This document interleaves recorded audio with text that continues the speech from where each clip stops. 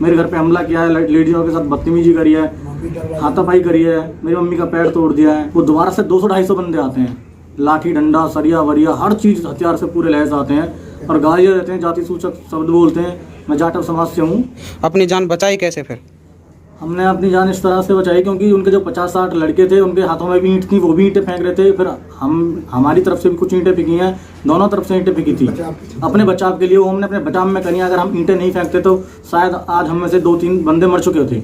DCP और ACP और SI और एसएचओ चारों घर पर आए हुए थे, पूरा आश्वासन दे के गए थे कि हम आपके साथ हैं, जल्द से जल्द उनकी गिरफ्तारी होगी। एसीपी ने बोला था कि वो हॉस्पिटल में एडमिट हैं, हमें जब वो ठीक हो जाएंगे हम उन्हें वहाँ से गिरफ्तार कर लेंगे। लेकिन अब 6 तारीख को बोल रहे हैं कि भाई वो हॉस्पिटल में नहीं है, हॉस्पिटल से फरार हो चुके हैं और अभी तक कोई कार्रवाई नहीं हुई है, किसी की कोई गिरफ्तारी नहीं हुई है।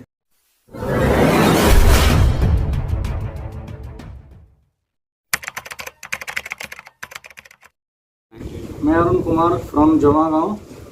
मेरे पिताजी का नाम रामजी लाल है और मैं अड्डे पे मेडिकल स्टोर पे जा रहा था दवाई लेने के लिए। वहाँ पे 2-3 मेरे साथ के बंदे खड़े थे, मैं भी उनके पास थोड़ी देर खड़ा हो गया। तभी वहाँ 10-15 मिनट बाद एक लड़का आता है जाट का और वो गालियाँ देने लग जाता है मुझे।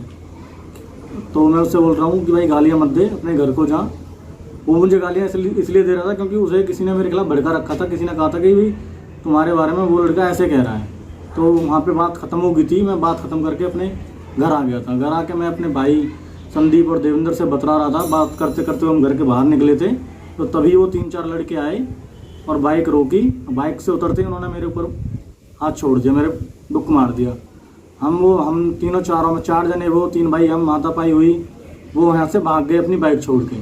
उसके बाद में वो 50-60 लड़के दोबारा आते हैं, मेरे घर पे हमला बोलते हैं, लाठी डंडों के साथ, सरिया के साथ, जो भी उनके हाथ में था, ईंटे वींटे बथरिया, जो उनके हाथ लगा वो लेके आए हैं। वो मेरे घर पे हमला किया है, लेडीजों के साथ बदतमीजी करी है, हाथापाई करी है, मेरी मम्मी का पैर तोड़ दिया है, पथरिया मारी है उसमें आनंद राम के लड़के ने, एक ने।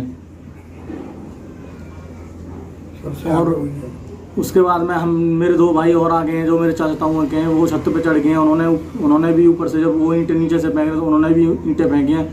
तब जाके ये लड़ाई थोड़ी शांत हुई, तब यहाँ से जाके वो। अच्छा, ऐसा सुनने में आ रहा है कि काफ़ी संख्या में जाट समुदाय के लोगों ने आप पर हमला किया है। जब दोबारा 50-60 लड़के आए थे, जब मारपीट हुई है, वो ईंटें फेंक रहे हैं, हाथापाई हुई है हमारे घर में भी। उसके बाद वो चले गए हैं। जाने के बाद में वो दोबारा से 200-250 बंदे आते हैं, लाठी डंडा सरिया वरिया हर चीज़ हथियार से पूरे लहज आते हैं और गालियाँ देते हैं, जाति सूचक शब्द बोलते हैं।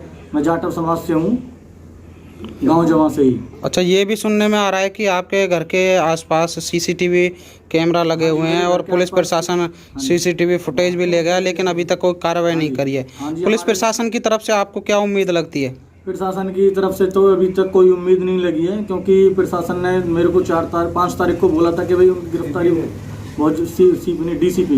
डीसीपी और एसीपी और एसआई और एसएचओ चारों घर पर आए हुए थे, पूरा आश्वासन दे के गए थे कि हम आपके साथ हैं, जल्द से जल्द उनकी गिरफ्तारी होगी। एसीपी ने बोला था कि वो हॉस्पिटल में एडमिट हैं, हमें जब वो ठीक हो जाएंगे हम उन्हें वहाँ से गिरफ्तार कर लेंगे। लेकिन अब 6 तारीख को बोल रहे हैं कि भाई वो हॉस्पिटल में नहीं है, हॉस्पिटल से फरार हो चुके हैं और अभी तक कोई कार्रवाई नहीं हुई है, किसी की कोई गिरफ्तारी नहीं हुई है।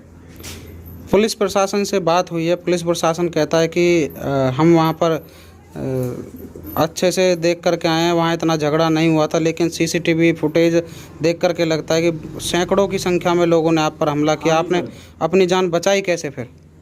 हमने अपनी जान इस तरह से बचाई क्योंकि उनके जो 50-60 लड़के थे, उनके हाथों में भी ईंट थी, वो भी ईंटें फेंक रहे थे। फिर हमारी तरफ से भी कुछ ईंटें फेंकी हैं, दोनों तरफ से ईंटें फेंकी थी अपने बचाव के लिए। वो हमने अपने बचाव में करी। अगर हम ईंटें नहीं फेंकते तो शायद आज हम में से 2-3 बंदे मर चुके थे।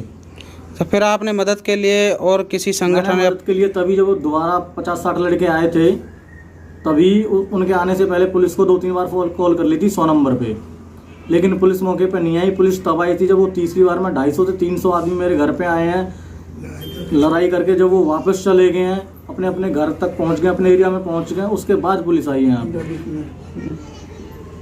आपके पिताजी से मेरी बात हो सकती है? पिताजी भी यहीं पर हैं। अंकल जी, क्या घटना थी उस दिन और ये क्या मामला था पूरा?